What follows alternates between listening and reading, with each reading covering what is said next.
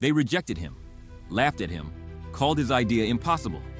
But the man who couldn't afford his own car would create the vehicle that kings would kill for. This is the story you've never heard about Rolls Royce. In 1902, a broke salesman named Charles Rolls stood outside a luxury car showroom in London. He couldn't afford to buy one, but he made a promise to himself that day. What he did next would create a brand so powerful that dictators, royalty, and billionaires would wait years just to own one. But here's the twist nobody tells you. Rolls didn't even know how to build a car. Stay with me, because what happens in the next 43 seconds will change how you see luxury forever. Henry Royce was an electrical engineer who'd never built a car in his life. He was frustrated. Every car he test drove broke down. So he did something crazy. He decided to build his own. Using scrap metal and borrowed tools in a tiny workshop, he created his first automobile. It was crude. It was simple. But it had one thing no other car had. It was silent. Meanwhile, Charles Rolls, a wealthy aristocrat and speed enthusiast, was searching for the perfect car to sell to Britain's elite. When these two men met at the Midland Hotel on May 4th, 1904, something extraordinary happened. They shook hands. And in that single moment, they created a pact that would redefine what luxury means. But the real genius? Neither man cared about cars. Here's what they don't teach you. Rolls Royce wasn't built to be a car company. It was built to be a promise. Royce's obsession wasn't speed. It was perfection. He would spend 16-hour days hand-filing engine parts until they fit together so precisely that they made almost no sound. Rolls' obsession wasn't money.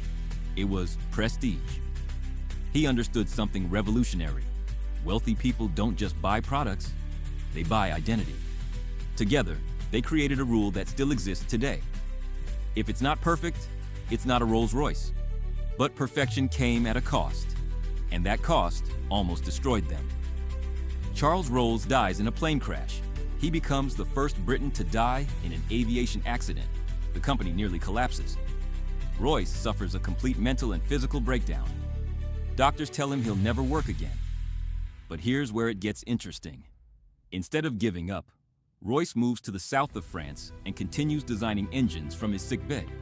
His engineers travel 800 miles back and forth just to get his approval on every single detail. This obsession birthed the Silver Ghost, a car so reliable it drove 15,000 miles without breaking down, a world record. Suddenly, royalty noticed. The Maharajas of India started ordering custom Rolls Royces. Not one, not five, hundreds. Some spent more on a single car than on their palaces. But why? This is the part that changes everything. Rolls Royce didn't sell cars. They sold mythology. Think about it. They created artificial scarcity, limiting production. They made exclusivity the product. You couldn't just buy one. You had to be worthy. They invented bespoke customization. Each car took 6+ months to build by hand. They mastered silence. The loudest thing you'd hear inside was the clock, but the masterstroke, the spirit of ecstasy, hood ornament. This wasn't just decoration. It was a symbol, based on a secret love affair between a lord and an actress. It represented forbidden desire, elegance, and mystery. When you bought a Rolls Royce, you weren't buying transportation. You were buying immortality. The message was clear. If you own this, you are among the gods. And people believed it, still do. Today, Rolls-Royce builds only 4,000 to 5,000 cars per year. Ferrari makes 13,000. But a Rolls costs double. Why? Because rarity creates reverence. The legacy, authority plus social proof. The list of owners reads like a who's who of history. Queen Elizabeth II, John Lennon, who painted his in psychedelic colors, scandalous. Pablo Picasso, Elvis Presley, every James Bond villain. But here's the haunting truth. Henry Royce died in 1933. He never saw the empire he created, but his final words to his engineers were, "Whatever is rightly done, however humble, is noble." That philosophy still guides every Rolls-Royce built today. Each car takes over 450 hours to paint. The wood paneling, cut from the same tree so the grain matches perfectly. This isn't manufacturing. This is art. So here's what you need to understand. Luxury isn't about what you own. It's about what you represent.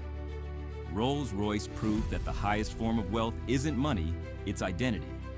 If this story fascinated you, you need to watch our previous video about gold. And if you want more untold stories like this, subscribe to Historian Luxury, because we're just getting started. The question isn't whether you can afford luxury,